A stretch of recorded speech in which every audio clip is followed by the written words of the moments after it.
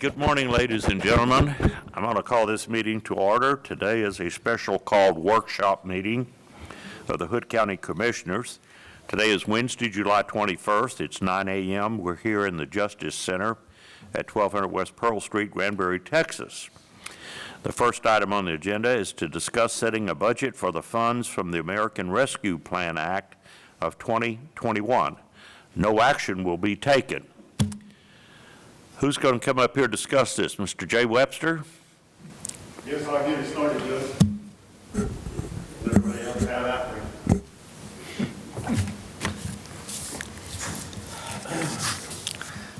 Good morning, Commissioner. Good morning, Judge.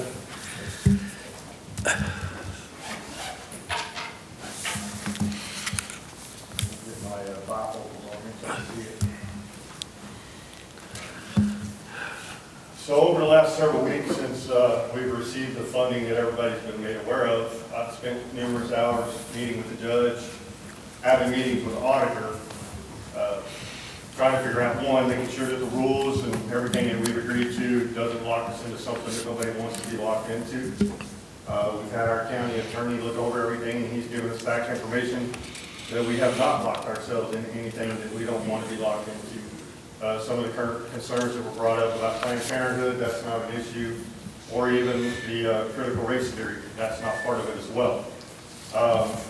Looking at all of the new rules and stuff that we've been looking at going forward, everything is starting to line up from the Treasury's office, in line with what we've already done with the CARES Act money for the last 18 months. As of 2 days ago, the rules changed again as we thought they were going to. So after meeting with the judge, making sure that everything that we have applied for done doesn't put us in any situations, what I did with the judge went back and put together a program for us to discuss concerning how we can spend the money within those rules that would benefit the entire community of Hood County, not just certain groups or certain sections, but the entire county as a whole. It's a two-part program drafted up. One of it consists of the Hood County Grants Program, in which we will provide grants to certain entities, which I will cover here shortly, to the community. And then the other part of that allows us as the county to spend some of those funds on some necessities that we do have internally that we won't have to ask our own taxpayers to come back and ask an increase in the budgets to do those things, and I will cover those parts as well. So part one of it is, like I said, is the Hood County's Grants Program. What we would be doing is providing grant funding to the entities within the county. Those entities would then be required to provide the documentation back to me and the auditor, which we do have to provide quarterly reports on how that money's been budgeted and how it's being spent. Those entities in which receive that funding would be required to do that. You'll probably recognize that most of the entities or community resources that I've picked already do a lot of this because they get FEMA grant funding or they get other funding, and so they're used to having to document and do that particular type of stuff already. So one of the first programs that we'll kick off with would be looking at doing, and so before I get started, what I'm recommending is a year-to-year. So what I'm talking about right now is just, we're talking about going into 2021, and then each year we'll come back and we'll look at this during the budgets to see if those entities have done what we've asked them to do, spent the money where they need to, based on the audits and all of that, and then we'll make a recommendation going into 2022 that they continue to get another grant. So it will be contingent on how they follow the rules and do what we've asked them to do. So the first one on the list is the Hood County Small Business Grant Program. I'm recommending that we do this year to help jumpstart our small businesses again, coming out of COVID, and help them get going with small business grants to whoever of those businesses that want to apply and ask for assistance. And then we'll look at it after that, and as it's needed, if we make a determination that it's needed in the future, then we can always come back and add that back in. Number 3 would be assisting the Pecan Valley Mental Health Grant Program with them. As everybody is aware, the federal government, September 1, will be cutting their funding by a large portion. What we need to recognize is that the mental health in this community, in our community and across the United States, is increasing. We've seen a significant rise in suicides. We just had another one this morning within our community. People are just they're not seeing a way to get out, and so we need to try to help that part of the community as best we can and help Pecan Valley continue to be able to provide those mental health and substance use services, which then in turn takes a load off of the police department and sheriff's office. The next one on the list will be our senior citizens Meals on Wheels program. We are allowed to fund them to help within our community those who are required to be quarantined or those who are homebound due to COVID and can't get out and get meals. And so they've taken on that extra burden of having to help us in the community feed those people who cannot get out and get the things that they need. And so therefore we're recommending that we increase some funding to them to help them with that program.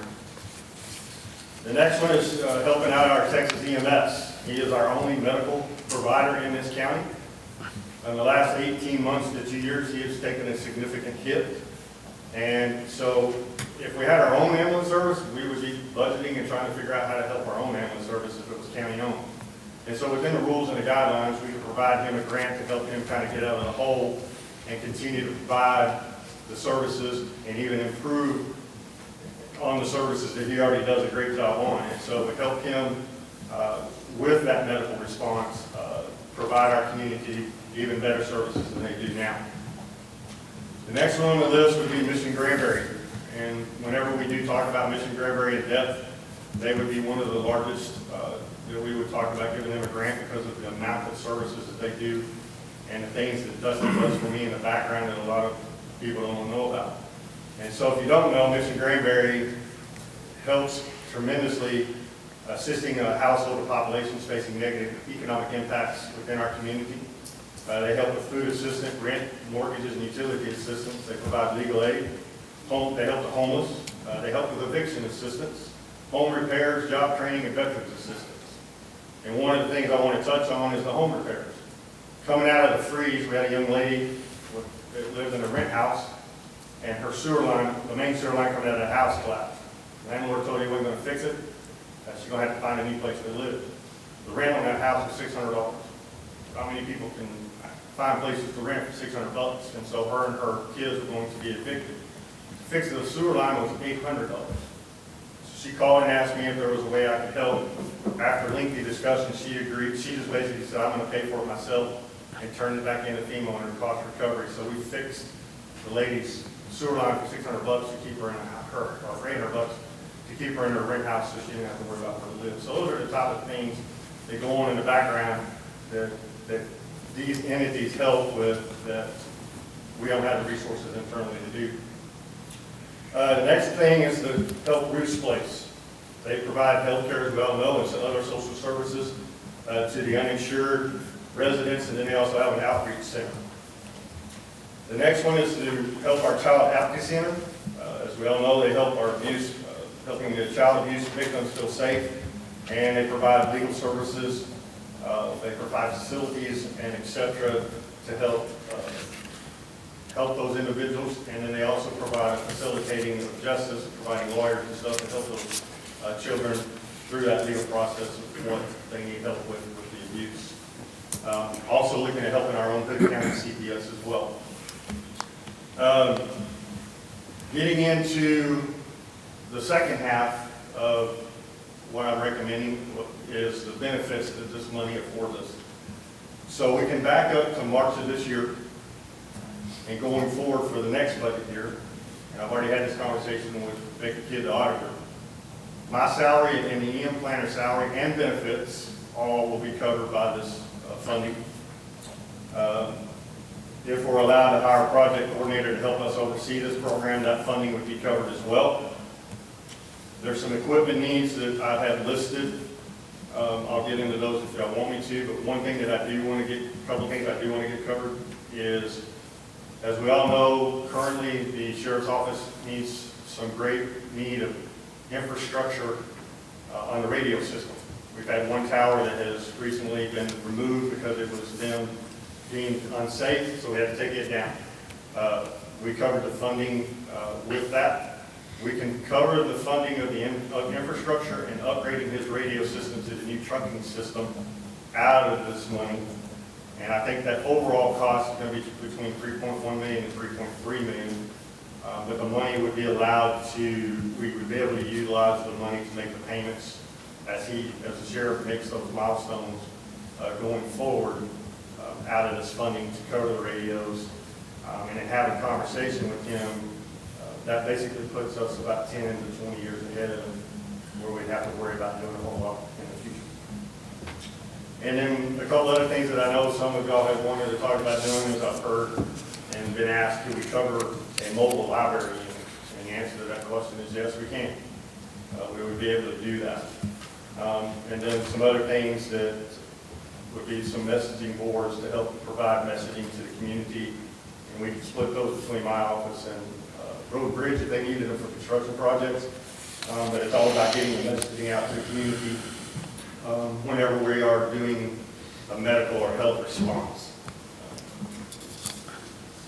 And then the last thing I want to cover is moving back to what we've already had one conversation about is the Hood County Health Clinic. And again, this is not a shop clinic, this is a health clinic to promote health and wellness to those in the community and help them with preventative services that would be available to every citizen in the county that would help bridge a gap that we currently have between the indigent care, Bruce Place, and Michigan Granbury, and those other entities that do those things, but they do not have the capability to provide that service to everybody. And even on Bruce Place, they do great work, but they have reached their max of where they don't take new patients at this time. And so that's bringing that for the forefront again, and I do have people behind me that would like to discuss the Hood County Health Clinic at further length. But that's basically the overview of what I've put down in a draft form of what fits within the rules of helping the overall community with the funding. You said some new rules came out just, On the 19th of this week. what, you get any specifics on it? Basically, the new guidelines came in line with a couple of the court rulings that had to do with, taxes. And so a majority of it covered the tax, how you can cut taxes, how you figure all of that, and all of that stuff.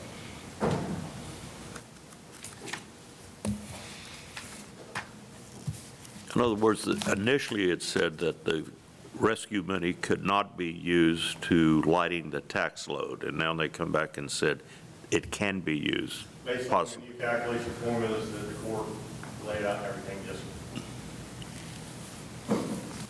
Okay, anybody have any questions? Ms. Kidd, you have anything you wish to add? If you use this money to reduce your property tax amount, then what happens in 2 years and 3 years? I wouldn't go there for any reason. I don't know how you recover from that.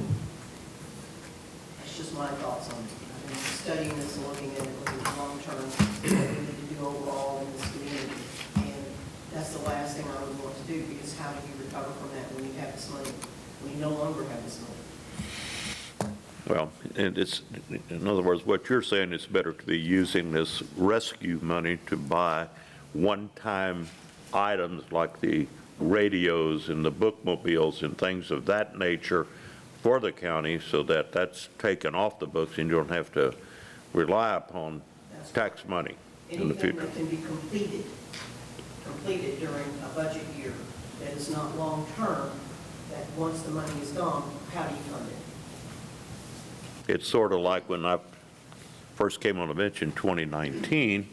In previous years, the commissioners that are no longer here said that they had reduced the tax rate, and then the next year they needed to increase it, and it was hard to recover from that by doing that. I mean, it sounds good politically to say, well, we've reduced the tax rate, but things are getting more expensive and the need is getting greater, rather than going the other way, correct? That's correct.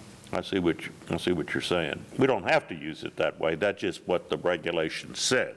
That is correct, sir. Because some communities are wanting to use it to give their citizens some sort of tax break. You're just saying that's not a good idea here. When the money runs out, and then your tax rate is lower, and you have to borrow money for something large. Whereas, then your tax rate is going to go up, and then you're also limited by the state on how much revenue you can accrue each year, only 3.5% from the prior year. So how do you do that? That's what we have you here, to try to keep us in line with. I'm not just thinking about this year, I'm thinking about the future of the county, what you do when this money runs out, and I'm assuming they'll get another bucket of money, as I would call it. If you use that, I mean, how long can you make that last, and then what happens when it's gone? Where does the money come from then to supplement the tax base? I got a question. Going back to your list, I missed number 2. What was number 2? Let's see, the first thing I covered was the Small business. small business. The second thing was Pecan Valley Mental Health.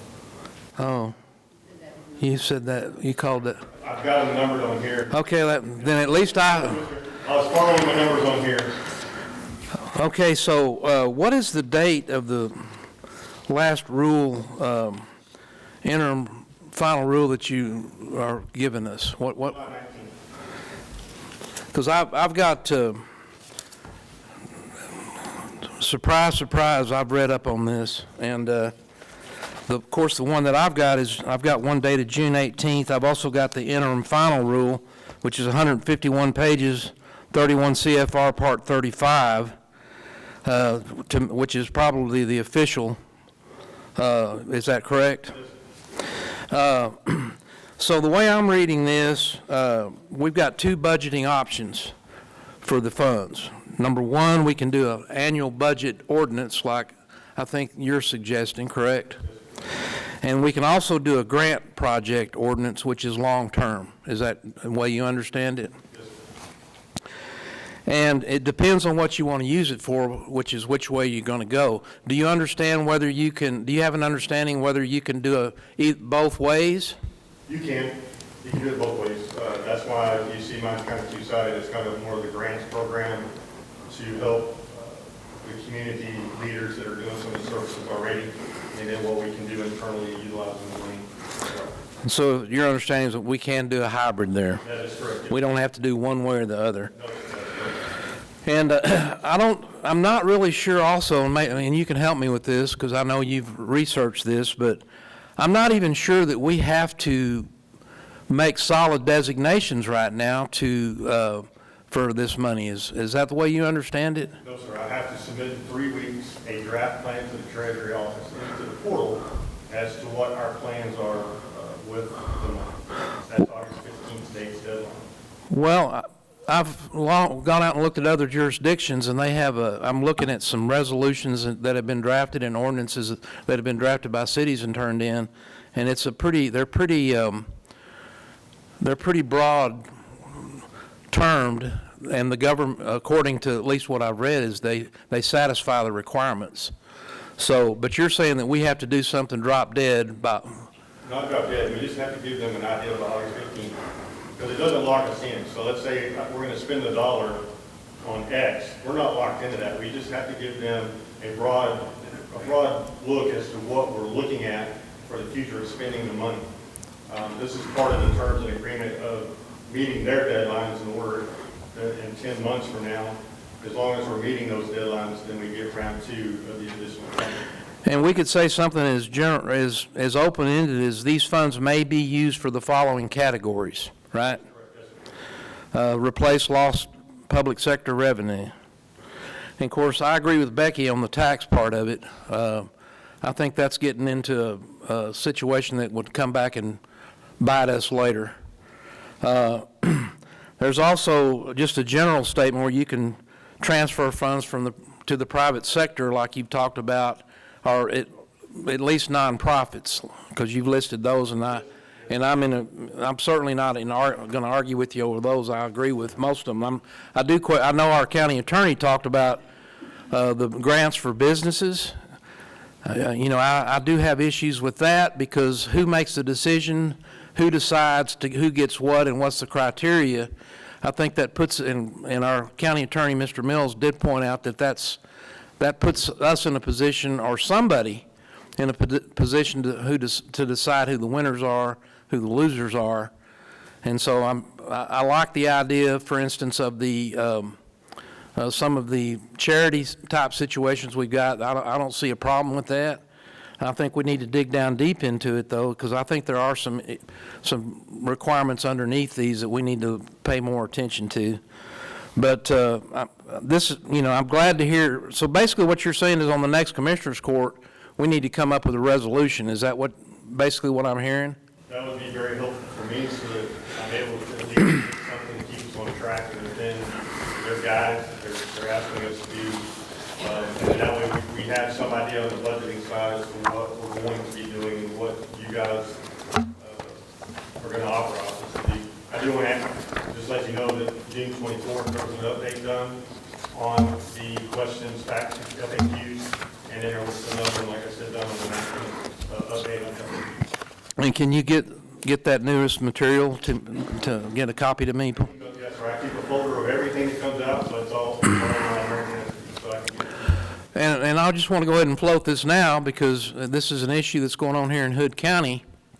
There's an entire section in this American Rescue Act money that can be put towards storm drainage and water treatment infrastructure. Have you looked into that at all? I did, but we don't own any. And so as a county, since we don't own it all, you're talking about going in a private, most of the private entities, like they're a private corporation, we don't have any say-so. So you have to be very careful. Based on what I'm reading, I'm not a lawyer, based on what I'm looking at, based on what I'm reading, if we want to partner up with the city and help only the 10,000 people that live in the city with their problem, then yes, we can. But going in and helping Aqua, or going in and helping Acton, the mud districts, I'm very hesitant to say yes, you can, just based on what I'm reading, because those are private companies that provide water and sewer.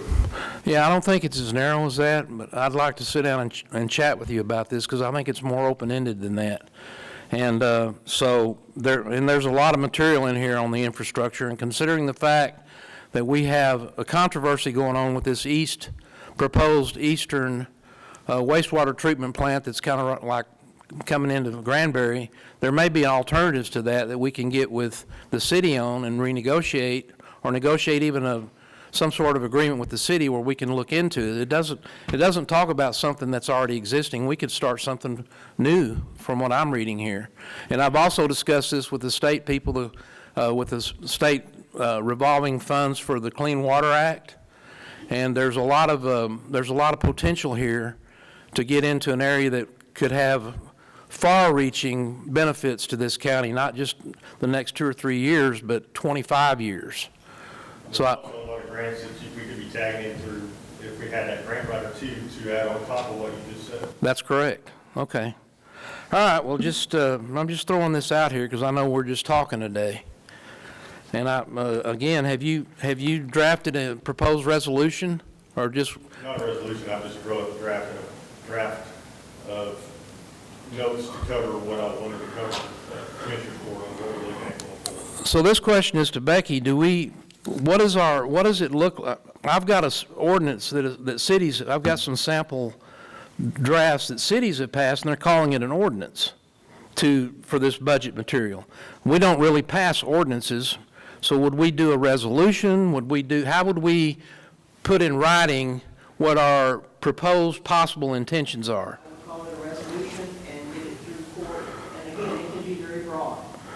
Something like the Hood County Grant, named something like the Hood County Grant Project Budget Resolution for Coronavirus State and Local Fiscal Recovery Funds? I would call it, yes, I would specifically call it the American Rescue Plan, because I want to keep this completely separate from the CARES money we receive. And you're setting up a separate accounting for that, because you can commingle it, but you need to make sure you can, I'm not going to commingle it. I'm going to keep them completely separate for reporting purposes and to know exactly where we are. When we get on and say, how much money do we have and whatever we spend, I can run you a detailed report on just this money.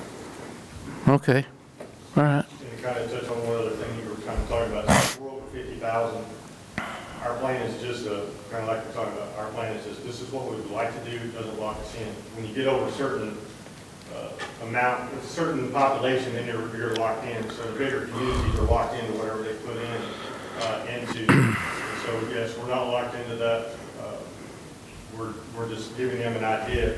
But what we need to do, like Becky in our conversation has been, is that because of the portal and the way I'm going to have to actually provide the documentation directly to the Treasury, the more accurate the information it is to them, the better off it makes it on the and on the auditing side. A little different from the carry back one. And then one other thing I wanted to cover, we had conversation yesterday, just so you guys are aware, looking at the budget going into this year, there may be some areas to where I'm able to help her if we need to with some salary coverage in the sheriff's. I've been thinking about that, and I'm thinking that that's going to be the same long-term problem if you adjust your tax rate because of this money. Where in the future, we need to work within the money we plan in our budget. This money, again, I like it one and done type thing, so it doesn't drag out, you don't tie future courts to projects that they didn't agree to. Right. And that's what this board is trying to be careful with. When we have our meeting on the 27th, TCDRS representative will be there, our retirement plan. We're going to discuss what prior courts tied us to and how that's hurting us now. So I'm going to be very careful moving forward on anything we do for future projects. Commissioner, Eagle, just on the future, if you read in there, just remember everything that we have had everything encumbered and paid out at the end of 5 years. 2026, we have to have it done. I don't think that'll be a problem for this group. No, I know. What I'm getting at is be careful what we locking into certain projects that may take, due to environmental studies and other things, prevent us from reaching. Actually, with a caveat, Yes, sir. if you have something more far-reaching, like an infrastructure on a water treatment plant, you don't have to have it spent. All you have to do is have it earmarked. And if go back and take a look at that if you want. But I kind of steered away from that because I knew we didn't own any. well, yeah, we don't own any now, but there's potential here. Let me ask you this about the small businesses here. You know, I had heard, and there's been discussion in recent past, that the COVID and shutting down businesses, the non-essential stuff, has put certain businesses out of business. And I'm not want to shut the door to that if somebody can come back and apply, it's not just deciding who's a winner and loser here. There's an application type of program that if somebody had to shut down a restaurant or a nail salon or whatever it was because of COVID, and they can show that and they have an application that we can, then this is what some of this money is rescuing some people that were adversely affected by this. So I don't want to shut that down and say we just want to give it to charities. I mean, I like helping people that want to help themselves. If they could get a grant to start their business up again or whatever, I'm not prejudging anything. I just want to make sure that if they lost their business, it was because of that. And if they have a workable plan and are entitled to some money, I'd like to give them some money so they can start their business back again. That's what we can do with that small business grant program, correct? Yes, sir. So what we're talking about doing is to having somebody, a committee, not just one person or whatever, but having maybe certain business leaders that can decide to make sure that they did lose their business, first of all. Then second of all, if they have a viable plan to work this money to get their business started again. I would love to have somebody that was adversely affected by COVID to be able to use this money to start their business again and provide for themselves and their family. I think that's one of the programs that we could do that. We could certainly look at that, don't you think, Ms. Kidd? Great caution and criteria.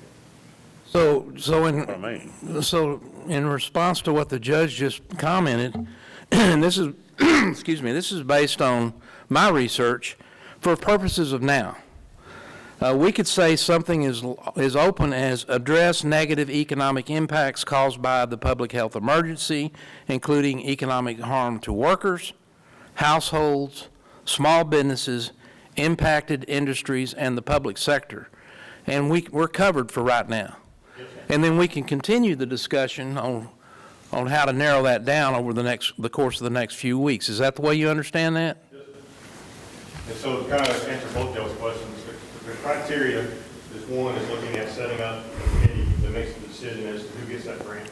The other part's kind of laid out in the rules, if you kind of noticed in there, that they have to provide some serious documentation for 2019, 2020 as to what their losses and gains were during that business year. It's not like that they just apply for it and we look at it and go, yeah, you have business A, you can get money. You've got to prove to us what was the impact that COVID caused to you within these areas, and then the justification is made off of the paperwork they submit. And frankly, some of that is already available to people right now. True, that's correct. Chamber has small businesses, there's other small business grants that are available out there as well. Good. Anybody else have any questions or commentary? Anybody out there in the audience? Born out of Dana Brown. So this, Go ahead, wait till you get up there and then put the microphone back so we can hear. so this money, how much is it? 6 point something? 5.9 something, 5.9, 5986715. So your proposal is to put it into a program and then grant it out? Is that what you're saying? Part of it, yes, ma'am. What part? Well, there's two parts to this. This is payment A and payment B. So we're going to give a identical payment in 10 months. Oh, so this So when I- is going to be double? Is that what you're saying? That's correct. Okay, I did not know that. So part of my proposal that'll be given to the commissioners is a 4-year program. Because we have 5 years to have it all encumbered.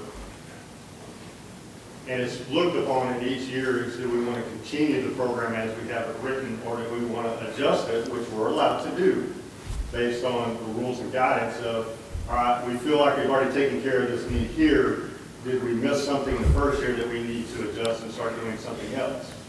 And so it does have flexibility because we're not like Fort Worth and Dallas where we're locked into where our plan says we have to follow it this way and this is the only thing that we can do. We have a little bit more flexibility because of our population to where we can say this is what we want to do, but at the end of the day, if we need to switch next year, then we have that flexibility to switch. Okay, but my question really is, what you want to do is put all this money in one pot, and then a committee of people will decide where it goes? Is that what you're saying? No. To these No. eight? The grant program would be set out based on the budgets to the budgets that we already provide some of these entities, adding on to their budget. The other part would be helping the county out with some needs that we have internally on salaries and equipment that we need to take care of. And then the other part is to look at some things that the commissioners have been looking at to buy that would go back into the community.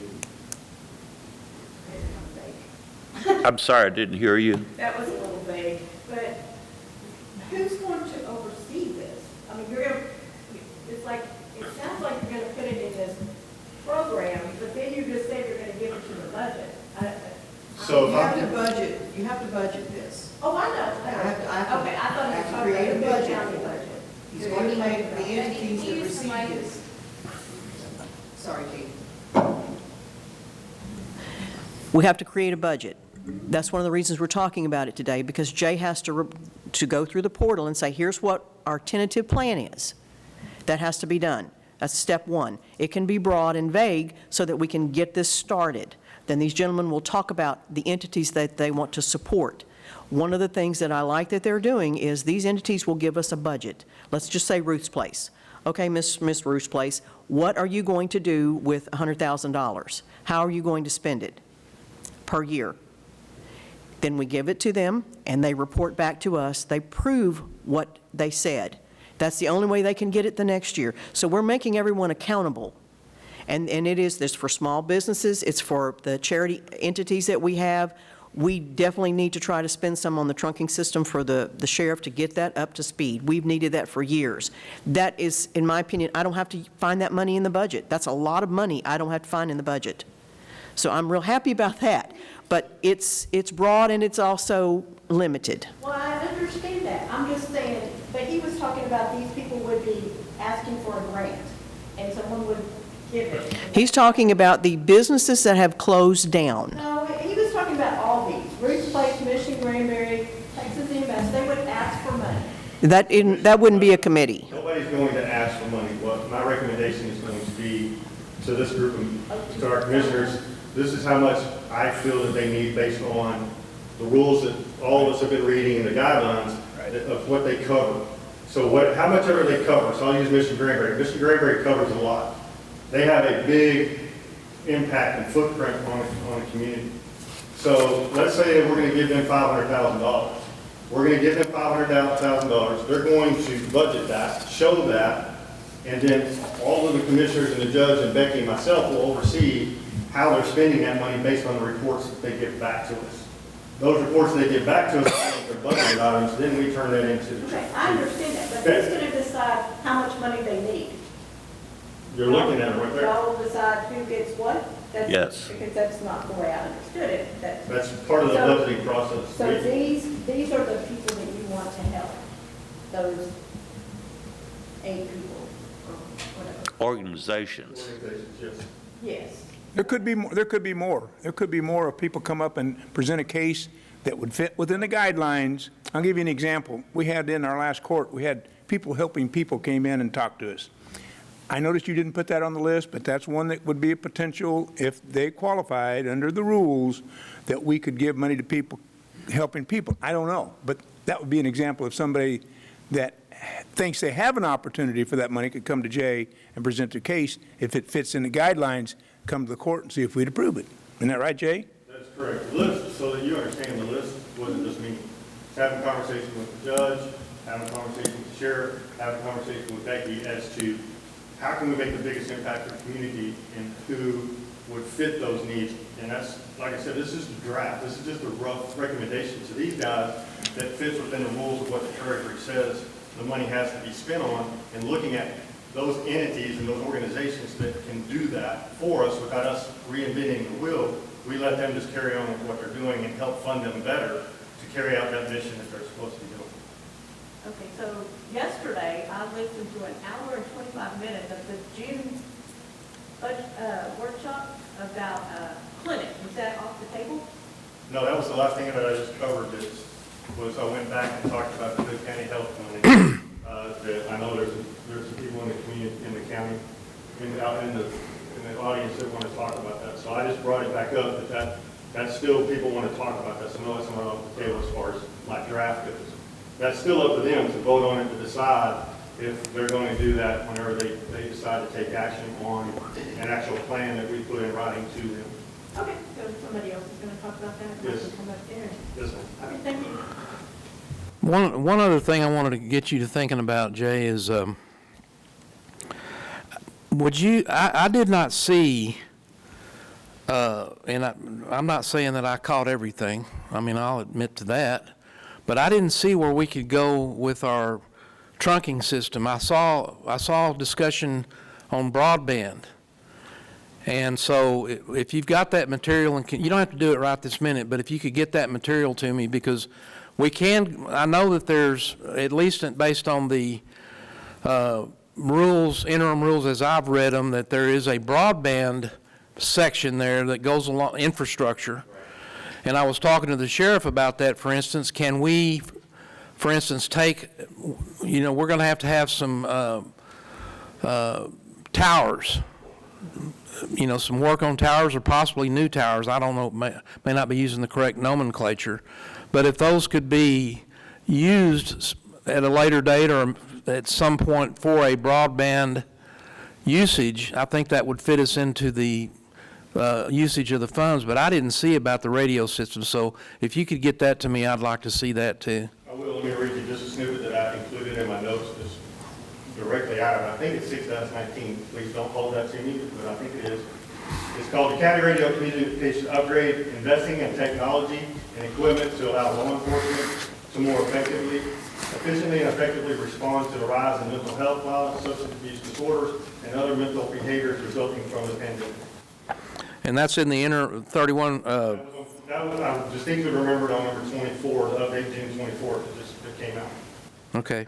I'll get with you on that, and thank you.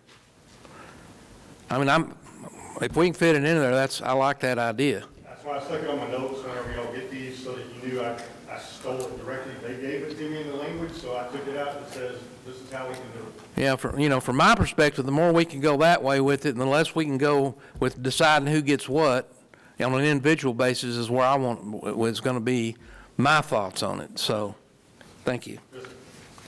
What we want to use is that this money came to Hood County, to all the citizens of Hood County. So what we want to use is to make sure that all the citizens of Hood County can benefit from this money. That's what we want to do.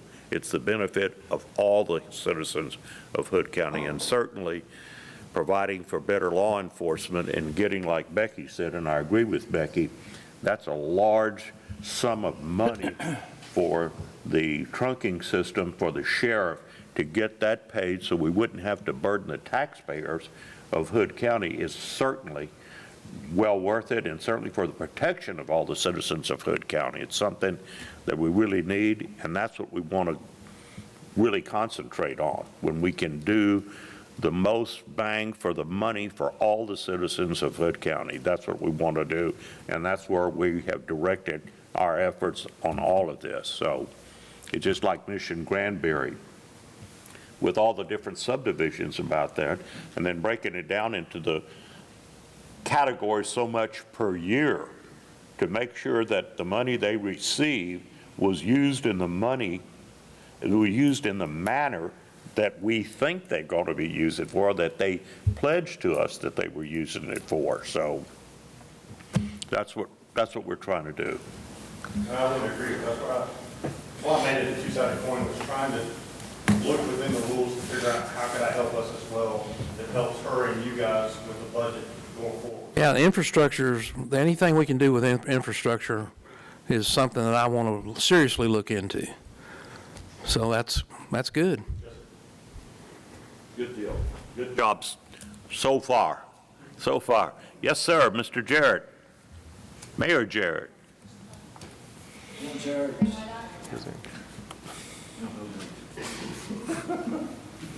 Please don't leave.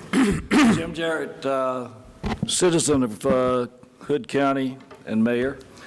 Couple of things. One is, thank you, Jay. I absolutely believe that Jay has delved into this in great depth. Are the same rules applicable to the city? Yes. What are you doing after 5? Yeah, I think, let's not recreate the effort here.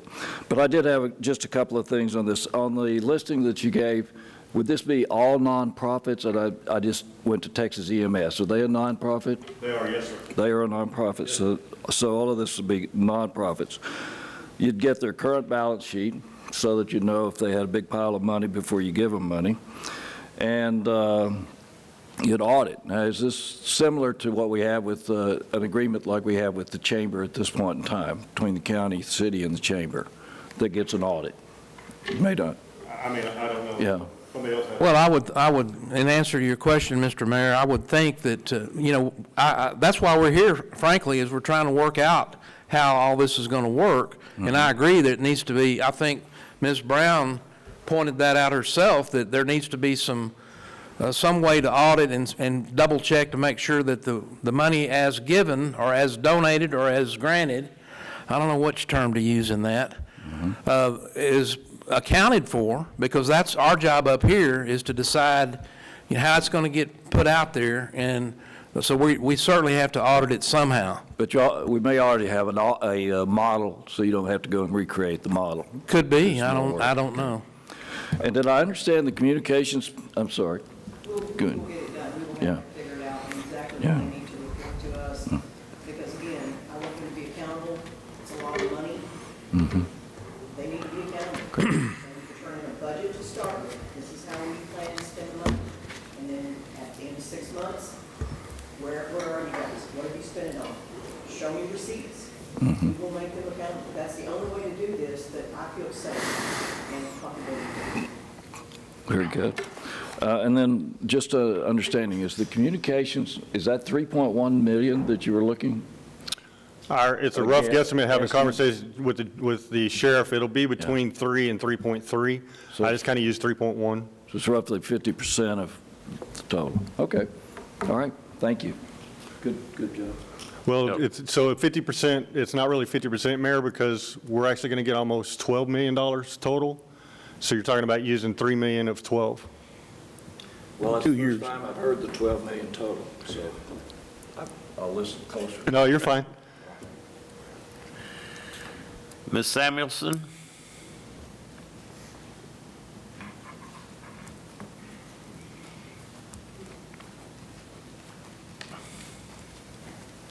Good morning, everybody. Thanks for having this workshop to allow the public to comment. Again, I was not aware that it was going to be doubled, and just to remind everybody that this is taxpayer money. The government doesn't invent money or create, well, they create it by assessing all of us. So our children and grandchildren are going to be paying for this for a long time. So just remember that it's not free money, it is taxpayer money. I noticed, I was up here at Commissioner's Court a couple weeks ago talking about why not use this money to give a refund or a tax rebate to the citizens. And I hear Becky's concern about reducing the tax rate, but that doesn't necessarily mean that you can't do a one-time or a once-a-year refund without reducing the tax rate. So please think about that. That's an option. And it sounds like you would be able to do that for several years, the 5 years or so. Is the next tranche another 5 years, or is it the 12 million is within 5 years? Everything has to be completely accounted for, audited by 2026. Okay. So think about that. Think about an annual refund that doesn't reduce the ongoing tax rate, so you're not having to do a catch-up in years to come. But as Judge said, everyone in Hood County was impacted by the pandemic, so that would go a long way to show care and concern for the citizens of Hood County. I listened to the list that Jay provided, and very honorable seniors, children, mental health, but what I heard missing from the list was Brazos Pregnancy Center. So definitely encourage you to think about Brazos Pregnancy Center to help the women and families and children, the babies that are cared for by the Brazos Pregnancy Center. And I also have the same question: who would review the grants and what's the criteria? So I think that needs to be lined out very clearly about who are going to be the arbitrators of the grants and what the criteria is, and make sure the public knows about it. The Hood County Health Center, that was brought up at the workshop before, and within the guidelines of the rescue plan, it does state that creating an ongoing tax burden is discouraged. So creating anything new, a new entity that's going to add to the taxes or the budget from here on out is discouraged. And it's similar to the same reason that you don't want to reduce the tax rate. You don't want to increase what the tax burden is by this money that's only going to be available for 5 years. And then it also is, there's an encouragement to work with the city, and I'm glad to see Mayor Jarrett here, and some joint projects between the money that's being granted to the city and the money that's being granted to the county would be a great thing. So you put those funds together, I'm sure the city and the county can collaboratively work together to come up with some great projects that are one-time projects, infrastructure, things like that, that can be done and finished within the 5 years. Thank you.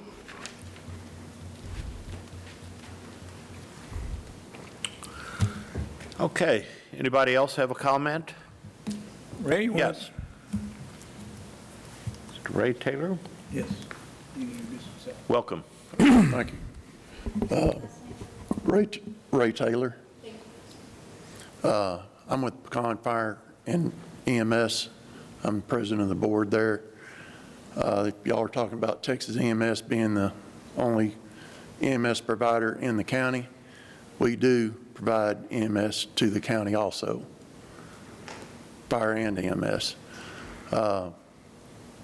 When we heard about this, we're looking about putting a generator on our EMS building to keep us up and running when we lose power. We also are we have upgraded our radio systems to the 900 band. We got the repeaters. We put our repeaters on the water tower in Pecan, but when we lose power, we lose our radio system, which will be the same for just about anywhere. But we need 2 generators, one for our EMS building, which we also use as an EOC, and one for the water tower to keep our radio systems up and running, which we do use all over the county.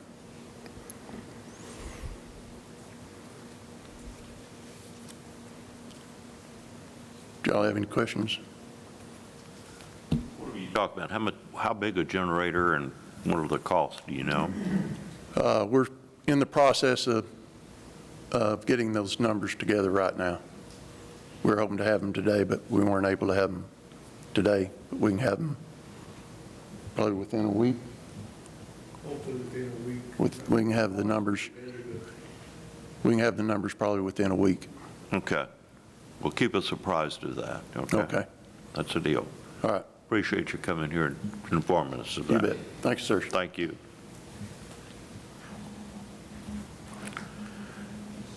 Anybody? Yes, sir. Hello, my name's Zach Maxwell.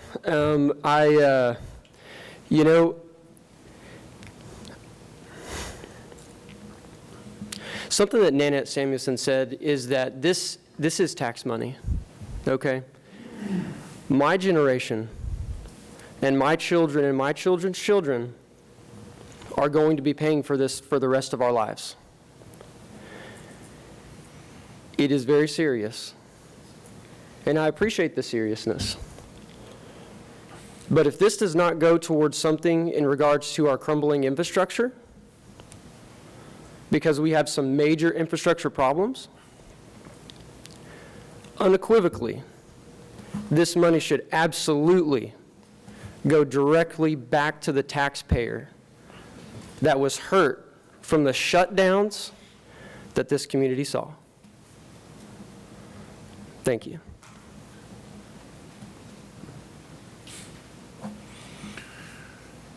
Anybody else have any comments?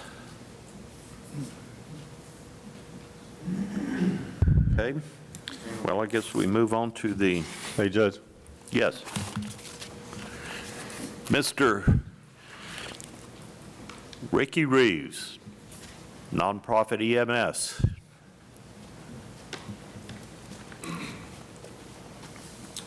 Good morning, Judge and Commissioners.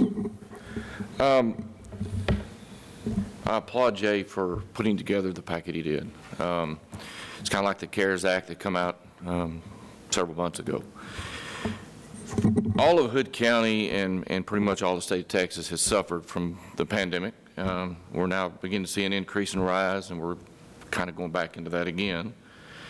So I think the Rescue Act was sent out to help those and benefit the infrastructure and the people, the business that suffered through the COVID. And I applaud the commissioners for looking to try to do that back to Hood County citizens. We are a nonprofit. We rely basically on our transports, and those have the call volume has increased, transports have decreased because of COVID. So there's a lot of impact, and we're seeing that. One of the things that was mentioned is the health clinic, or to me, I'm looking at a local health department more than a health clinic. I think when you say a health clinic, people think, hey, I can go there for free health care. And I think when you're talking about a local health department, it's different. There are things that we see in EMS that is not being addressed in our community. We see childhood diseases where there's no immunizations. We see the elderly that can't get health care, maternal health, sick babies. We see a lot of things that the community has that our Region 2-3 Health Department cannot supply Hood County with. Because of our size, we don't have a local health authority or a local health department. We rely on that Region 2-3 out of Arlington. They're limited in those resources. So the Health and Safety Code, Chapter 121, allows the county to be able to develop a local health department. It can be in conjunction with the city. It could be standalone. You could do a health district with other counties. There's several ways that you could do this. And to me, we would look at addressing the immunization services that need to happen, the communicable disease prevention that is out there as we see, the TB prevention and monitoring services, which is ongoing in our community. Zoonotic diseases, so you're looking at West Nile and you're looking at Lyme disease, other things that we have in our community that's not being monitored currently. Chronic disease prevention, so a lot of our elderly, 63% of our population is elderly. So there's a lot of things we're seeing other than mental health with the elderly that I think a local health department could supply. They would also work with public health emergencies, so with Jay and his department in preparing for pandemics, preparing for any other diseases that may come along in the future. Disease surveillance and tracking services, that's not being done. It's very limited in what gets done in our community. And I think when people think it's a shot clinic, I think they're looking at what we just went through with our COVID hub clinic, where we're giving vaccinations to 24,000. That's not what we're talking about. We're talking about general health in our community for everyone, from newborns to the elderly. And I think having this money, being able to set that into play in the next couple of years, and I agree with Becky, you don't want to put yourself into something that you have to perpetually feed the rest of your life, but we're going to have to do it sooner or later. And if we can form a local health department, then we can apply at the state for additional funding that will fund about 50% of that clinic. That is being done now with all the health clinics that are run by all the commissioners in each one of those counties. It's associated with the state, but they answer the judge in the commissioner's court. So there's a lot of things that our health department, or if you want to call it clinic, could do. It's not, I think when you say clinic, people think it's a place to go get health care, and it's not exactly what we're looking at or what I think is being proposed. I think we're looking more disease and health prevention activities, education of the public, having people that can coordinate all the resources we have in our community to better serve those different flavors.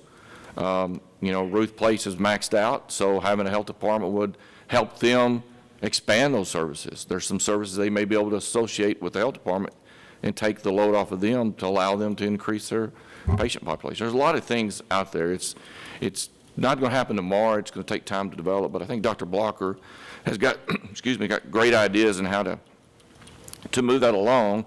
He and I both are in the same world with the health departments.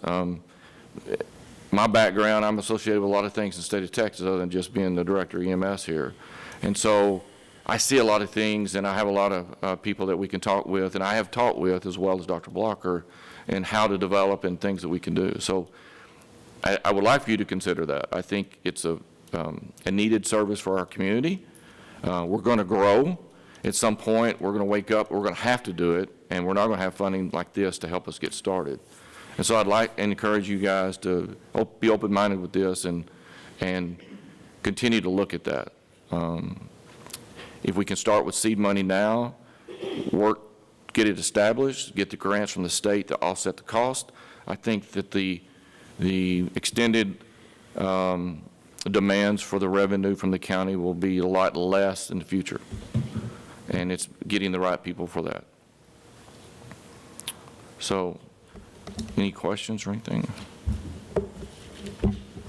But you need to be commended, you and Jay, for what y'all did for this county in setting up the clinic for all the COVID shots at the school. You and all three, you, Dr. Glenn, the two of you were really responsible. I know all the citizens, even you, Faye, really worked in and contribute a lot to the success. And I know Dr. Blocker back there, but everybody really pitched in and really brought a needed service for all the vaccinations here to Hood County. And you did that and worked tirelessly in that regard. So all 5 of you here, you representing the citizens here, Ms. Faye of Hood County did an excellent job. Y'all had a lot of volunteers, and that's because y'all were so capable of running it so professionally.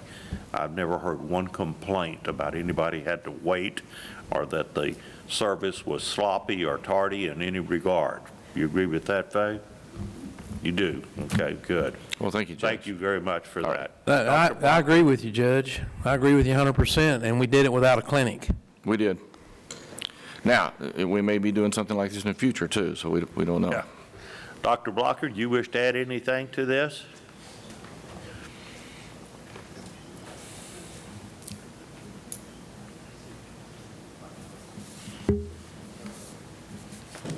Good morning, sir. Good morning. Thank you, Judge. Thank you, Commissioners. I really feel like, you know, we spent a number of hours last month where we really spent a lot of time exploring the idea specifically of public health clinic and public health infrastructure. And, you know, the more I listen to the feedback from the group and I listen to the comments from you here, both at the previous meeting and today, you know, I recognize and acknowledge that when we look at things like this particular American, you know, American Rescue Plan, obviously there are criteria and there are opportunities specifically to, you know, respond and help the community recover from coronavirus. And again, this is something, this is been a pandemic and an event that's unprecedented in any of our lifetimes. So, I personally, I think it's great that today we've been able to explore and focus on other ways to use these funds rather than looking at the single lens of public health infrastructure. But I do agree with the comments that Ricky Reeves shared. And again, part of my challenge is there's so many different ways that public health impacts our communities and our lives, and most of it doesn't happen in a doctor's office. Most of it doesn't happen in a clinic. Most of it is related to the coordination and all the things that happen away from a medical clinic so that people can stay healthy and people can enjoy their lives, so children can safely attend school, workers can safely go to work, you know, our government, our infrastructure can effectively work. And so again, I think that the biggest challenge for our Commissioners Court and our, you know, county and cities and communities going forward is how do we keep the idea of public health as infrastructure in mind as we're talking about, you know, again, you know, water and sanitation and roads and all that stuff. It truly is a part of an infrastructure in any growing community.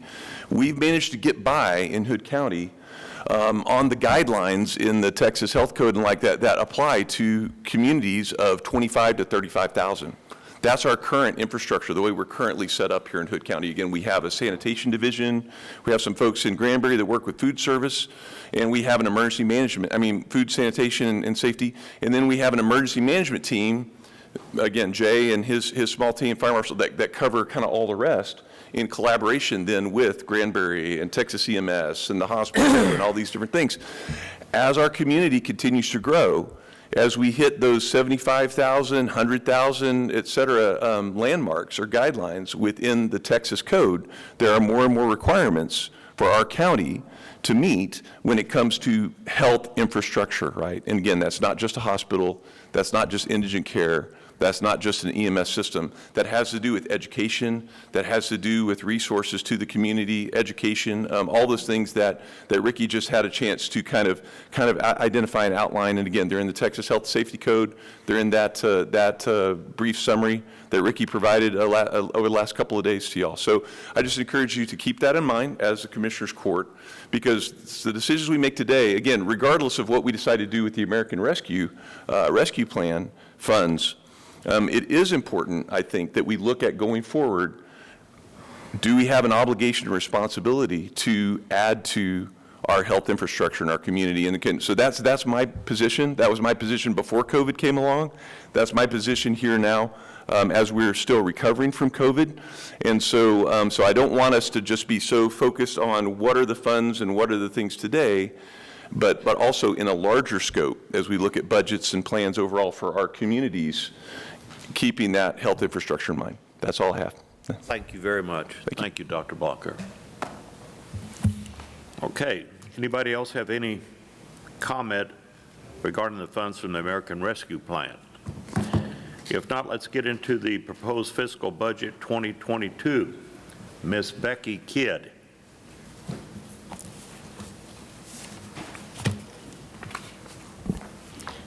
Judge, Commissioners, you have all received a spreadsheet regarding the 4 major funds that we deal with for tax-based purposes: General Fund, Road Operations, Library, and Debt Service.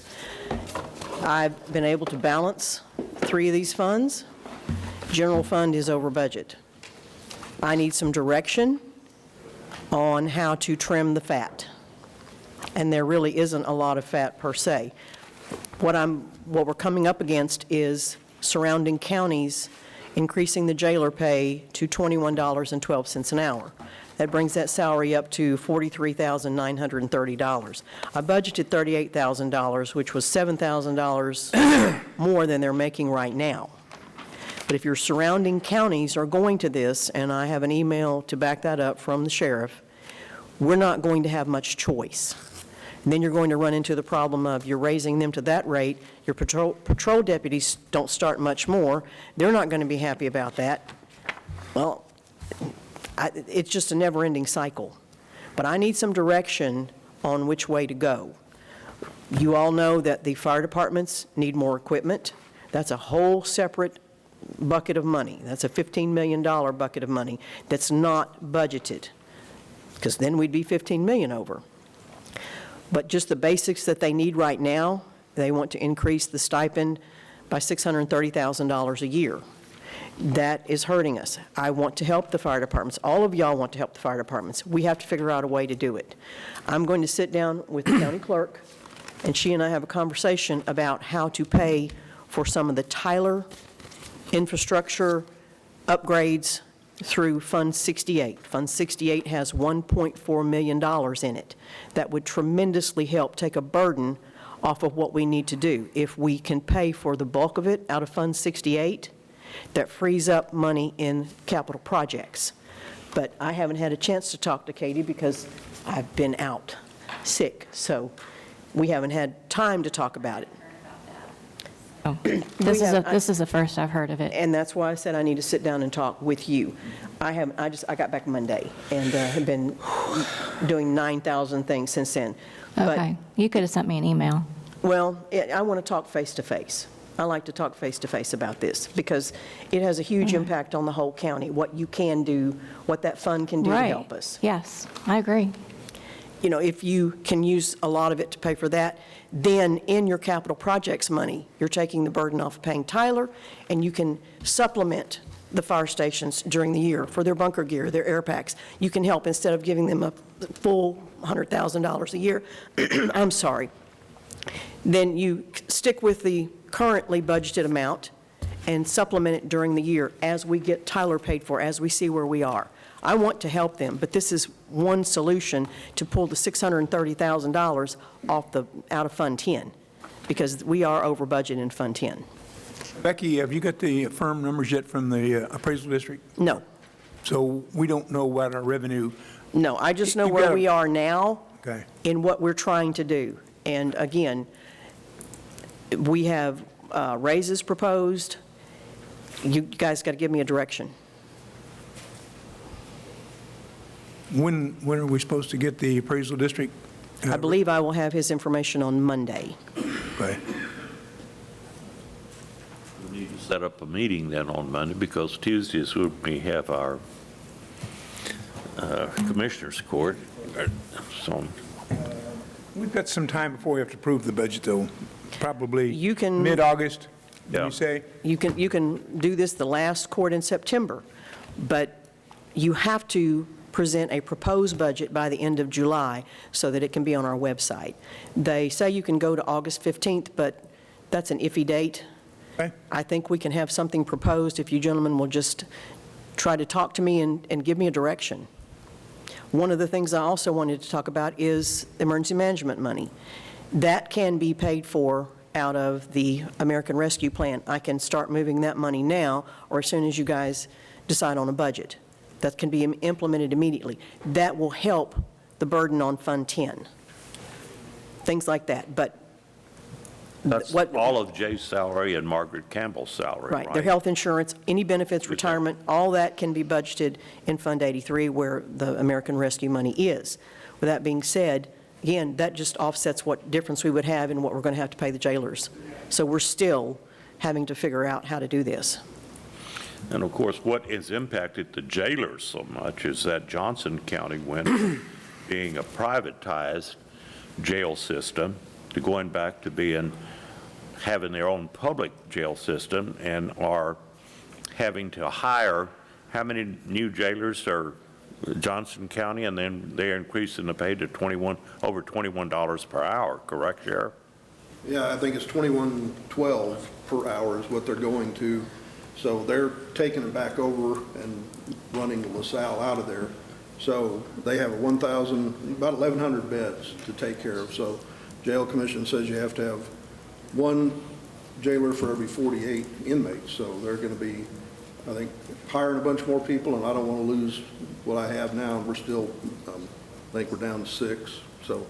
Are there benefits, do we know if their benefits are compatible to what Hood County does? That I do not know. That'd probably be a good thing to know, to see if there's any close to the balance. And I understand that our benefits are pretty good for Hood County now. We have excellent benefits. Health insurance is paid. We have a 2.5% retirement plan. We probably need to know that, because if we're trying to compare their salaries versus our salaries, I think we need to include the benefit side of it so we see how close we are to that. So. Can you get that information for me? I do know this, that the jail commissions come down here every year and meet with us, and I know that Sheriff Deese has passed 13 consecutive jail inspections, and the last time that we were here, because of the overcrowdedness, because of the age of our jail, I know my heart was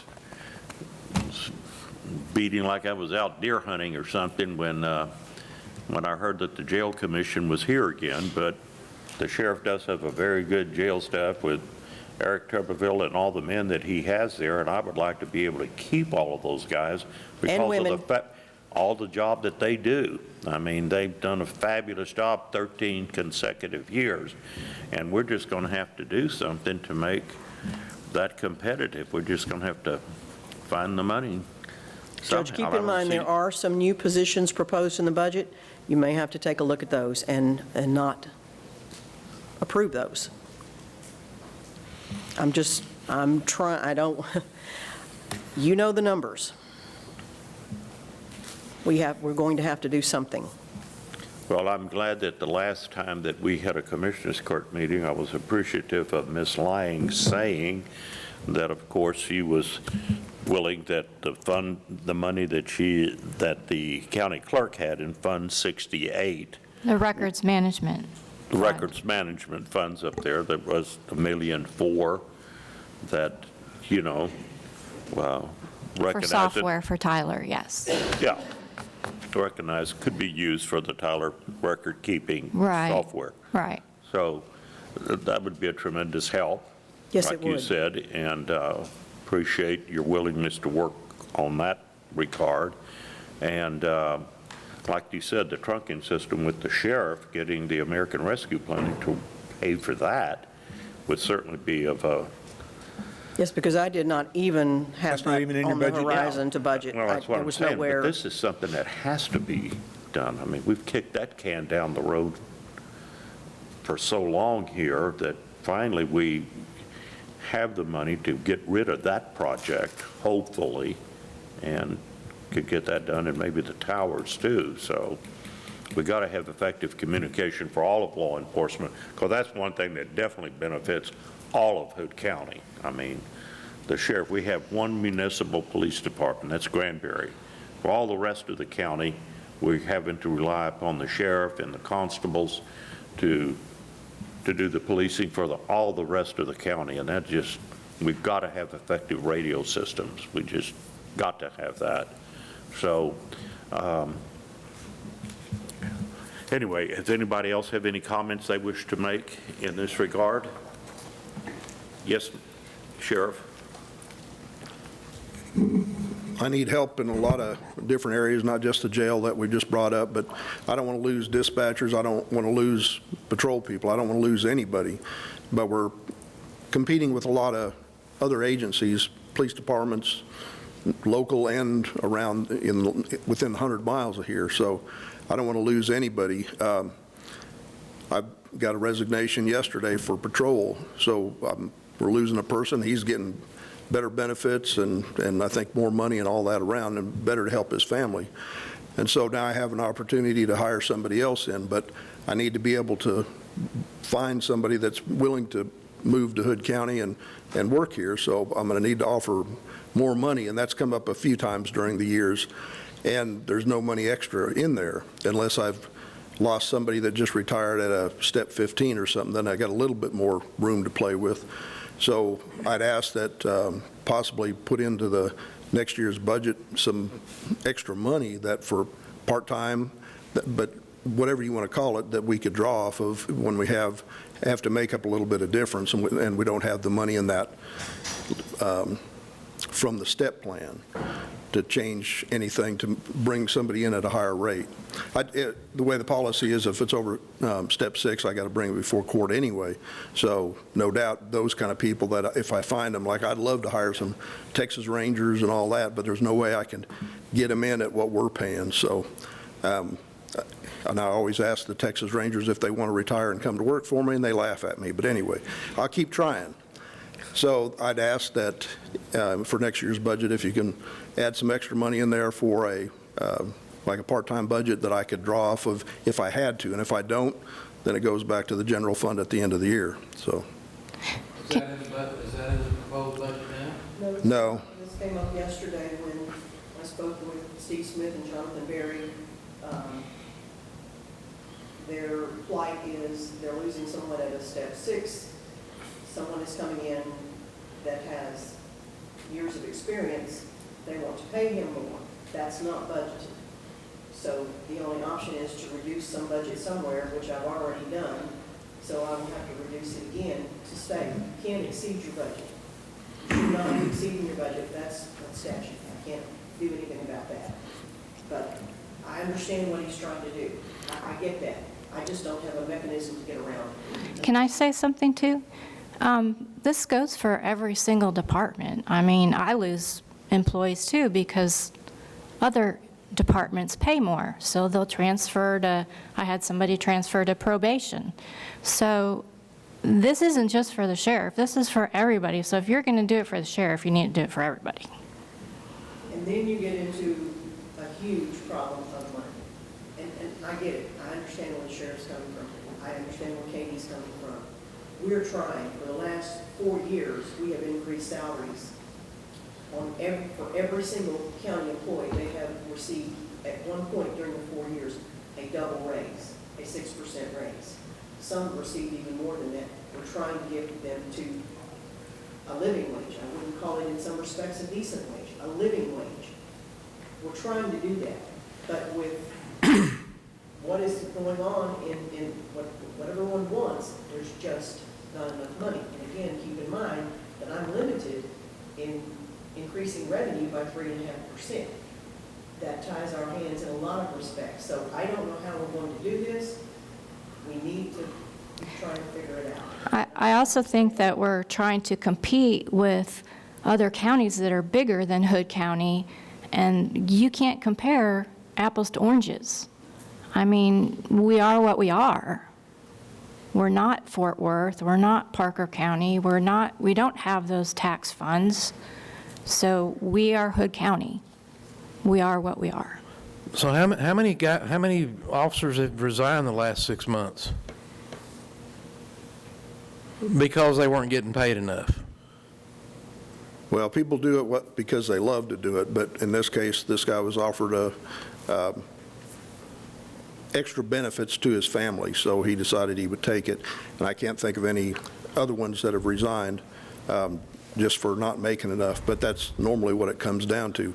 Love working here, love the people, love everything, but they move on for more money. Because, you know, one of the dilemmas that we're in right now, and this is just my, watching what's going on out there, is that everybody's having problems hiring people.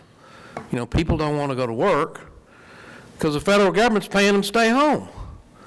And so it puts us in a situation as what is the cause, you know, because since I've been here and before, I remember when you went around years ago and you were you took it to the people, which I certainly admire. I remember you and me talking about that over at Harbor Lakes. Yep. And you brought your dilemma to the people about your officers that you needed more money. And I appreciated that. And, you know, over the course of the last 5 years that I've been involved and watched, that's been happening, hasn't it? So I know that the court is working very hard to get you where you need to get. But I agree with Katie in the respect that we'll be a dog chasing our own tail from now on if we keep looking at Fort Worth and other, like Cleveland. Johnson County is what, 3-4 times bigger than us. I know that Parker County is 3 times bigger than us. So there's got to be a balance in there, somewhere in there, and I frankly don't know where it is right now. But you know, I think if that I know, didn't you say right now you're sitting at like $1.7 million? That based on right now we have a budget handed to us by every department was what they want, and based on Becky's calculations, we're $1.7 million over last year. Is that right? That's correct, in the general fund. So where does that money come from? You know, where does that money going to come from? Well, there's going to be some increase. There will be, you know, everybody that owns property here knows that their appraisals went up, and so that's going to account for some increase in revenue.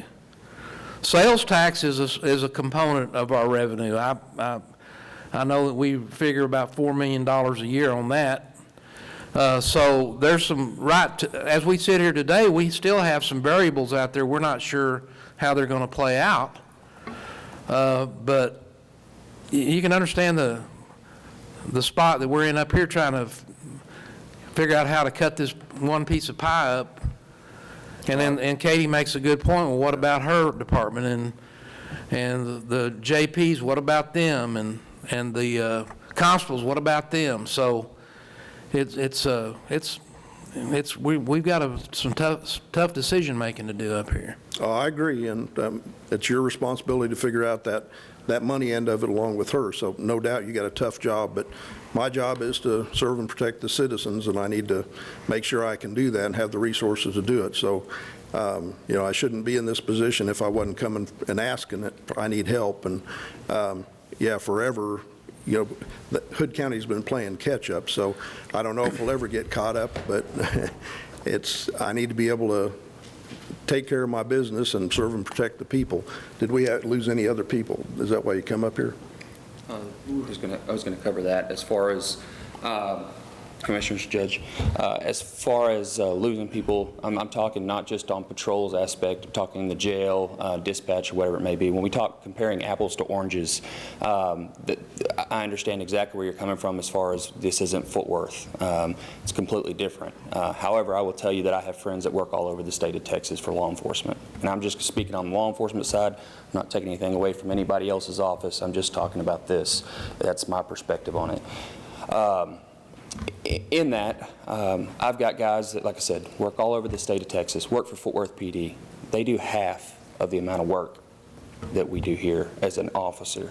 Like I said, I'll talk to them. We've had ride-outs in the past years. They've come down, they're like, you're crazy for doing this job for this amount of money. You're crazy for, you can literally jump over a county line. I've worked for this county for 11 years, and I've commuted every day because I enjoy the people that I work for, commissioners, a great boss here. That's not sitting here trying to feed y'all anything. I come to this job because I enjoy doing it and who I'm doing it for. I could stay in my hometown of Parker County and make a lot more money, but I choose to work here. That's the choice that I make. So when we talk about comparing those apples to oranges, I know we're not Fort Worth, I know we're not Parker County. We talk about size populations, but there's so much. I know y'all are all smart men up there.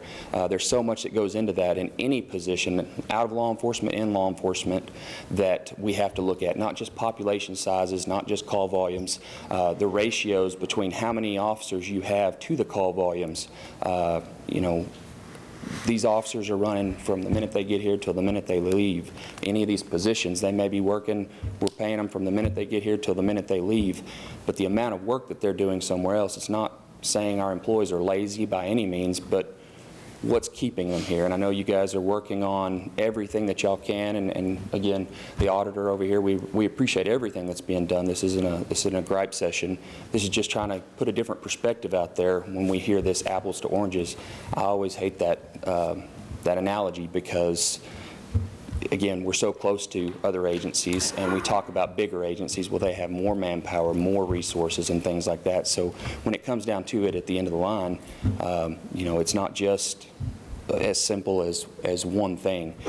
We have to look at all the different aspects of why we need those more people and what's keeping them here. In my opinion, two things keep a person at a job.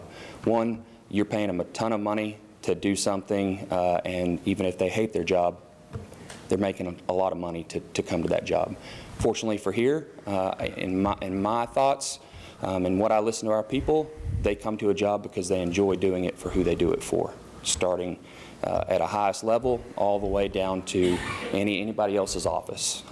So I mean, that's just one thing that we have to look at is when employees, as in my opinion, are the biggest asset resources to an agency or a entity within the county.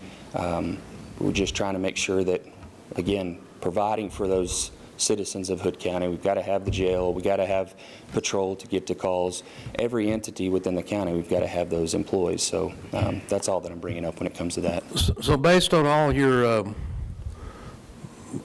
research and talking to people, do you have people in the department that are paid more than they ought to be paid by comparison? Upper management, that kind of thing? Within our agency? Yes, sir. I would not say so. I would say that from the sheriff down, I think that everyone, for the amount of work that they're doing and what they're doing, is not where it needs to be. It's no fault to anybody that's currently in any positions. It's from what I've seen. Again, like I said, coming into this community and working here, we're just behind the curve, and it's everybody's responsibilities. It gets dumped in y'all's plates every time that new commissioners come in. They're trying to do better than the commissioners before, and not saying anything negative about the ones before them, but it's always trying to play catch up. So as far as your question, I wouldn't say that there's anywhere for you to cut salaries. You know, you do get what you pay for. So, yeah, my question was as a comparison basis. I'm just asking sure. numbers. So you is mean there like anybody in your department, position? you know, we're talking about comparing with other counties, that's Yes, sir. and you don't like the apples to oranges comparison. I'm just trying to get to, sure. Or is there anybody in upper than patrol, for instance, sure. That's getting more or is equivalent or more than some of these other entities, other jurisdictions? Not that I'm aware of. I mean, I wouldn't see that, but again, I'm not saying that that's not something to look at any point with any position within a county. Again, like I said, I don't see that. Thank You know, when I first came in here, there were a lot of clerks working for the county that was making, and I worked with Becky Kidd on this. That was the first thing that we worked on the budget together, was trying to get clerks mainly, all the employees of Hood County, to try to get as close as they possibly could to $30,000 a year. Isn't that what we were trying to do, Becky? That's correct. I mean,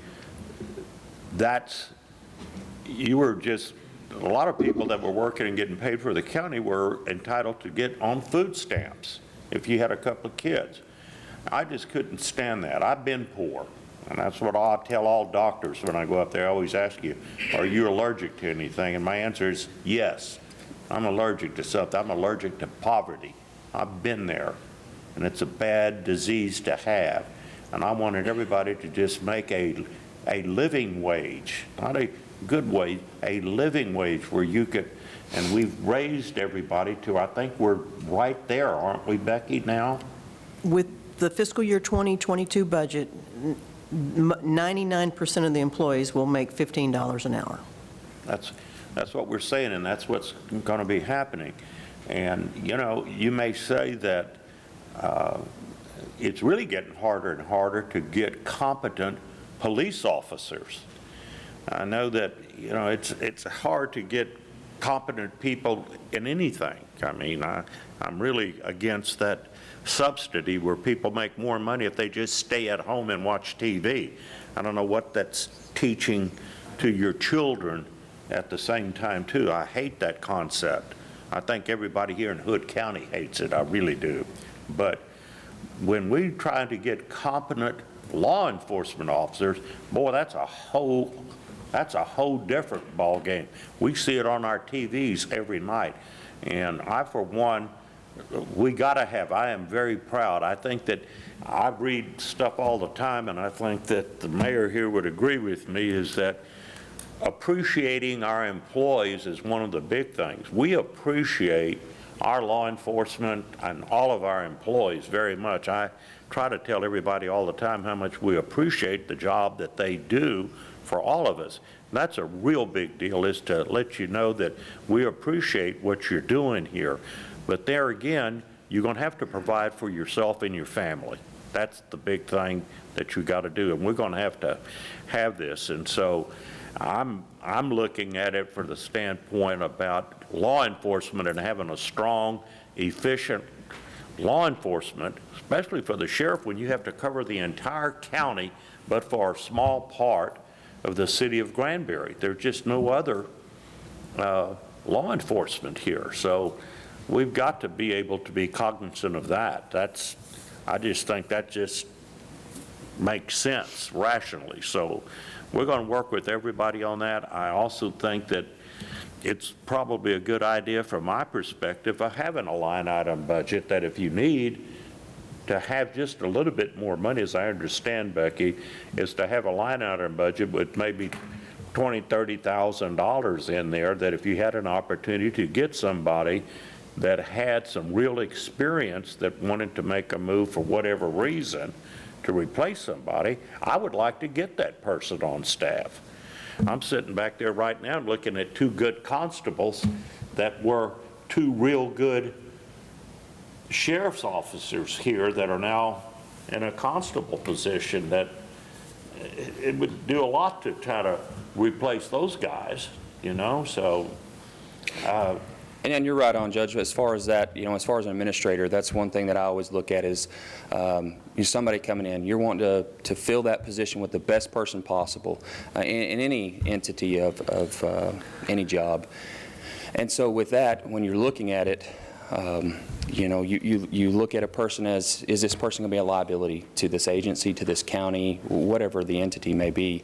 And when we do have that opportunity to bring in somebody that we look at and we do, you know, extensive, thorough backgrounds. I'm a background investigator. I'm one of the ones that goes through these people's whole history of their life.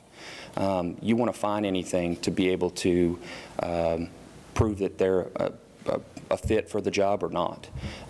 Again, like I said, employees, they can be, or as far as applicants, they can be a liability or an asset to you. And at any point in time, you want to make sure that we're getting the best that we possibly can for Hood County, for the citizens of Hood County. That's the last thing that I don't like is getting I do not like is getting a phone call and saying, hey, this officer told me this. Well, this is what they, maybe believe or their thought process with it. Like with the rookie officer, they're not going to have the experience that somebody else may have with 5-10 years of experience coming into us.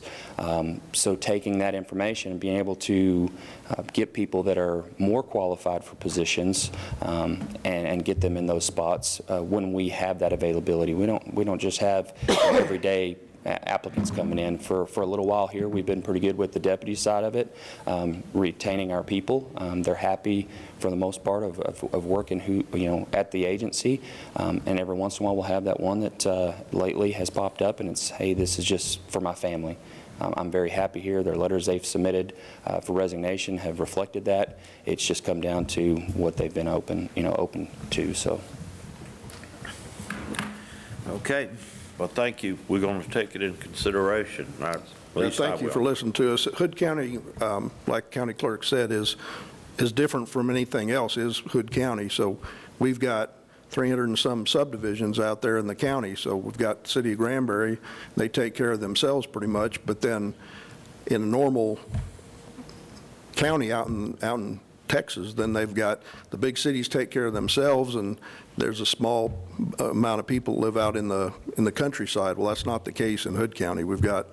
That's where the vast majority of the people are out in the county. So, and that falls on us. So, I just wanted to be able to do the best I can to keep the people I got and get the best ones I can find when that time comes. So, thank you for listening. Thank you, Sheriff. You're doing a good job. Thank you. Yes, sir.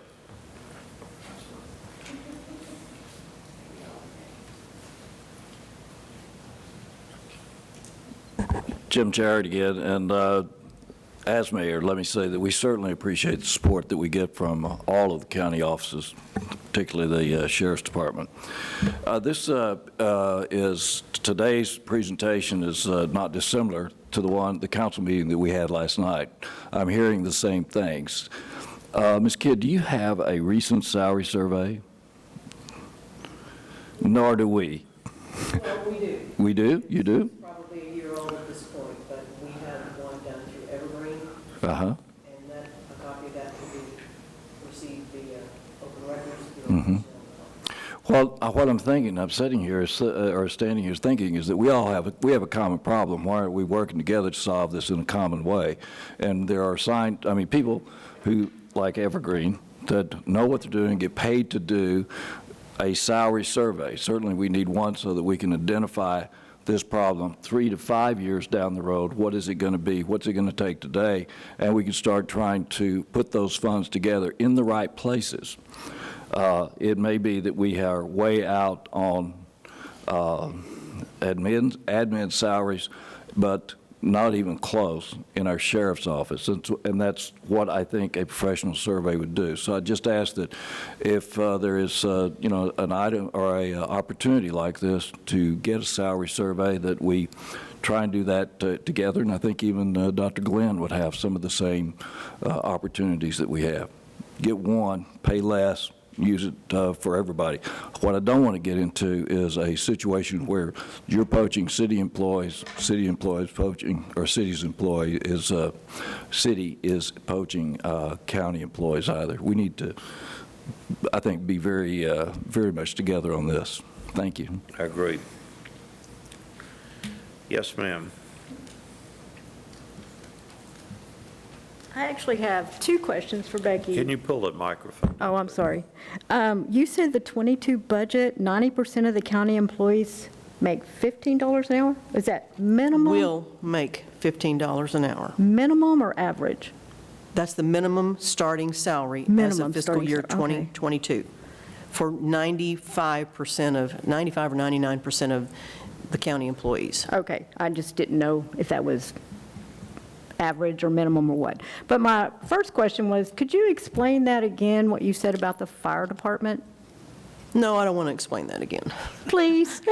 I didn't understand. There's money in the budget, or there's not money in the budget? Are you fire playing with that department's- money?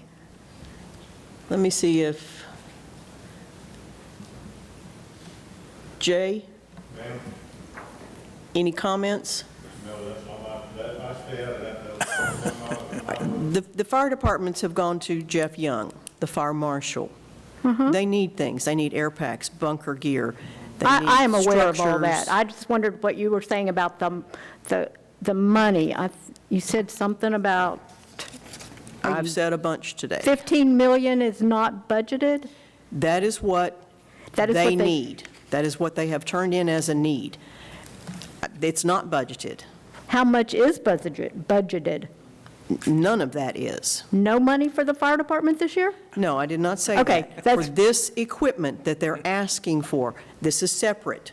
This is a separate line item, basically. Here's our want list. We need pumper trucks, we need air packs, bunker gear, we need structures to house any new equipment. That's the $15 million. That's over here. We don't have $15 million. They have a regular budget. We provide the fuel. We are refurbishing fire trucks, trying to do one a year at a cost of $325,000. We provide workers' comp, any repairs that they need. I believe that they receive over $1 million a year right now. That is budgeted. From Hood County? From Hood County. How much is that per department? I didn't think it was near that much. It is that much. 1 million. That's including the refurbishing of a fire truck. This was, our court talked about replace or refurbish. When you refurbish a fire truck, you give it another 10 years. At that point in time, you probably need to replace them. So our program has been to do one a year. That's budgeted, so that we get 10 more years. New cost of a fire truck is about $700,000. Refurbishing is $325,000. To $100. So how much is the stipend that you give to every department? How much is that going to be this year? Just the stipend, just here's some money to do with what you want, is $30,000 a year for 9 departments. So that is not going up from last year? I didn't say that. I said they want it to go up. They But want that's how much is $100,000.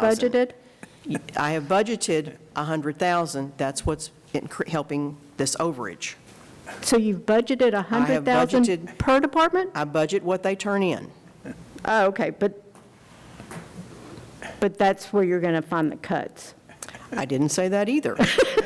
Okay. We're That's where trying to someone's- figure out how to do this, and that's why I want to sit down with Katie, because I have budgeted the Tyler payment in capital projects out of what is called Fund 55. If the bulk of the Tyler project can come out of Fund 68, which has sufficient money, that frees me up to give them a stipend during the year. So we still give them $30,000 up front in the very beginning. We used to pay it out monthly. I didn't like that. Let them have their money. Let them do what they need to do. If they need to buy equipment, give it to them up front. The court agreed. They thought that was a great idea. So right after October 1st, they get their $30,000. They will still get their $30,000 this year. That will not be cut by any means. Okay, what is Fund 68? Fund 68 is records management. Everyone that has a court case, a certain portion of that money goes into Fund 68. It can only be used for specific purposes, some training, but mostly software and things like that. And it's been building for eons, and that's why there is a large amount in there. So it can pay for Tyler, It can pay for Tyler. but not something else. Okay, I got that. So I'm trying to figure out what we can do to help them over the next year. In the past, what we have done is we have budgeted money out of Fund 55 for them to buy bunker gear and air packs. That's nothing we haven't done in the past. That's what I'm trying to do this year. So their stipend of $30,000 will not decrease. I'm just trying to figure out how to give them more. okay, well, I mean, I've been up here several times for meetings for that, and this court decided that they were going to do a bond issue that didn't happen. So I'm just wondering why, Did we? you know. We haven't decided anything We yet didn't on decide anything. Well, you talked about a We bond talked issue. about a lot of stuff. We talked about what we're talking about tonight. Yeah. We haven't done the budget yet. We're working on the budget. The budget has to be approved by us before. So is it too late to get something on the election for a bond issue? I was pretty sure that was, No. that had No, I think passed. you've- You I can think- still get a bond issue, you get something for the fire department? We haven't made that decision yet. When will you make that decision? That's a good question. And I would like a good answer. Well, I mean, you just keep Whenever we kicking have all it. the information, How much more information do you need? I can help you I know your anyway. position. I know what your position is. No, you And don't. We were looking at, we've got a $30,000 stipend that we paid last year. Mm-hmm. Becky is working with the budget to bump that up to $100,000. And y'all are looking for places to cut to pay the sheriff's We department haven't more. received, but we don't know what our revenue's going to be. I know, but this is the consensus of what you got to balance the budget. I understand that, I balance my budget every month. You got to know how much is coming in, so you know how much is going out. But you totally failed the fire department in Decordova. Like, you totally didn't go with that. And then you said you were going to work on a bond issue for them, and you haven't done that. I'm trying. And now you say, well, we're going to find more money for you, but now it looks like you're going to be taking it out. I'm just confused. And you don't know my position, Mr. Eagle. I've had all I can do. Thank you. Jeff, would you like to comment on the needs of on the fire department, please? Yes, sir. So I've actually been working with Becky. We had a meeting yesterday. It might not even be necessary to get a bond. We may be able to borrow the money at a better rate and not even have to do the bond election. One of the issues with the bond election is if we put the bond out there and it fails, we can't ask for it again for 3 years. But I think our debt ratio thing, whatever, may be good enough that we can borrow the funds that we need for the things that I've asked for without even having to do the bond. That's what we've been looking into. Yes. Is trying to figure that out. Yes. What those ratios are that. And Jeff and I had a long meeting yesterday about this. We talked to our financial advisor, and again, I've had some conversations with several of you on the way I plan for the future, how I've structured our debt service, and why I've done it that way. So that if this comes up, I actually thought it would be for a jail expansion, but apparently it's going to be to help the fire departments. But we have planned, or I have planned for this, and you don't have to have a bond election for this, but you got to work with us. You've got to let us try to do this so that the impact on the taxpayers is minimal. That's the only way this is going to work. The bond package is only going to work until the bond money's gone. The bond that we were asking for was to buy all the assets that we weren't able to budget for on a regular occurrence. Correct. That is for 9 pumper tankers. That's for a whole bunch of air packs and a bunch of tools and all that stuff. And infrastructure buildings just even store the stuff. Correct. Is part of it. And So- which we're doing now with we're doing an RFQ for a contractor to see what it's going to cost. Correct. To give each 9 volunteer fire departments the infrastructure they need to house the equipment that they need, that we need to purchase for. So all the bond was for, when we were talking about bonds, was for all of the assets and equipment over and above what we were going to try to budget for annually. Correct. And because there is so many tanker trucks and so many expansions, and I mean, that is a big chunk of what it is we were looking at, and that's where we were considering the bond avenue. And some of those funds they didn't even need right this minute. Correct. And so what Becky and I have talked about is just that, there's a certain ratio that's generally accepted accounting principles recommend that we maintain as a debt ratio. And Becky's working with that right now to work on that ratio where we don't have to do a bond. Now, the only question I had, and I've got it right now, and I haven't, maybe you could answer that, is are we able to do that for that kind of an amount? And that's what I wasn't sure about. That's what we were working through the other day, trying to figure that out. So we are working on it. So just for the record, none of the things that we have asked for the fire service, none of that has been put aside. We are just pursuing other avenues to make this happen with the least amount of impact to the citizens as possible. So we're not letting anybody down, we're not brushing anybody under the carpet, we're just pursuing all doable avenues on making this work with the least amount of impact. And ma'am, this is not just for Acton Depot. This is for the other 8 volunteer fire departments too. We're considering up here on this Commissioner's Court for all the citizens, all of Hood County, not just for a certain section. I understand. So this would have a good. positive impact for where you live as well, not just for where Brent's working. I mean, this is all 9 fire departments, not, I do understand. Okay. And I'm not even sure that what Brent wanted to do or what Dave Cordova wants to do is the number one thing that this county should do. We have multiple arguments about that. But they have done everything they needed to do to get it put on the ballot. This Commissioner's Court refused to put it on the ballot. well, Even though they did it. if there's an option to do this without going through creating another layer of government, So the option is to kick it down the road and let's see what happens. if there's a better option, yes. Well, for how long do you kick it down the road? What's the better option?